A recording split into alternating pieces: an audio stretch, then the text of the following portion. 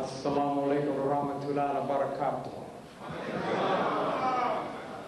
My brothers and sisters, it is a great pleasure and an honor for me to be here this evening. And notwithstanding everything that you have said or you have heard about my background and my interests, I want you to know that I am simply a soul brother, one of your own, who believes very deeply in his heart that there is one God, Allah, who believes very deeply in his heart, after traveling and crisscrossing the entire world, that Allah in his wisdom has selected 42 million people of African descent in America to lead the entire third world into the 21st century.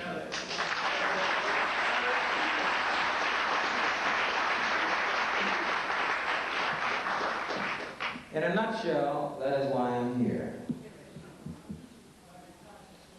I want you to appreciate the amount of intimidation that I have gone through before coming to the slave. I've heard so much about New York.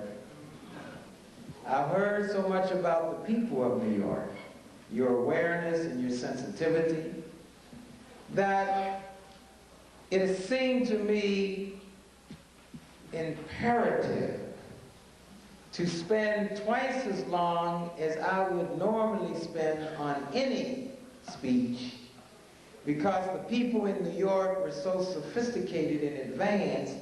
I didn't want to disappoint myself by coming and being accused of being unprepared. So I think I will outline what I intend to say, so that in the event that I do not say it, you will know at least I did have an outline.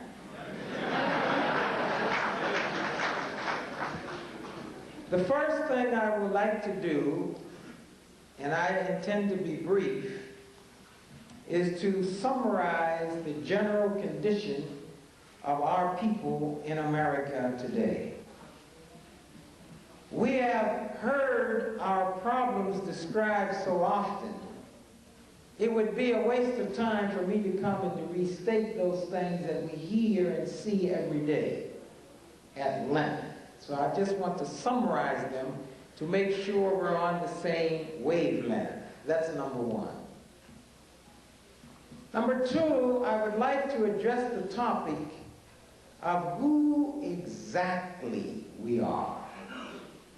Just who are we, and where did we come from? The next thing I would like to do is to describe the only cultural, psychological group crisis disorganization that occurred within seconds on a continuous basis for 244 years in America. There is no parallel anywhere. We are the victims of this experiment. If we do not understand what happened to us, we can never progress. It cannot be glossed over. We cannot just simply say, that was 200 years ago, brother. We have to forget the past and proceed.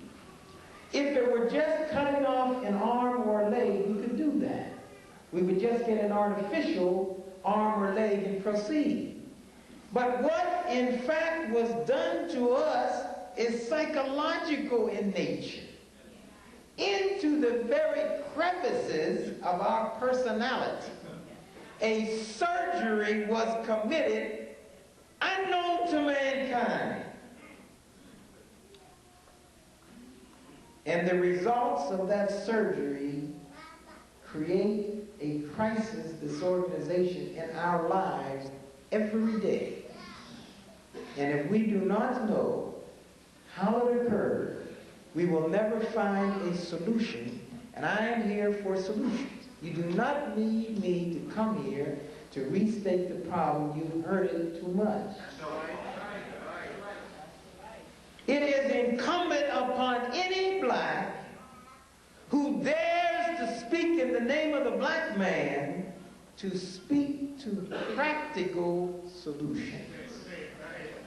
If they cannot do that, kick them out.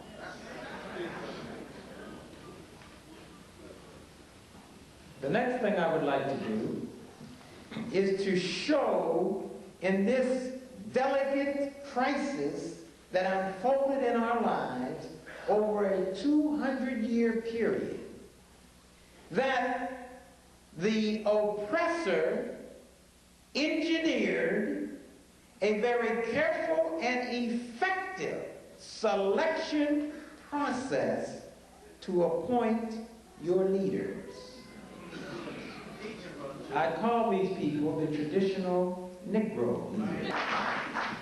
They are in control this very evening.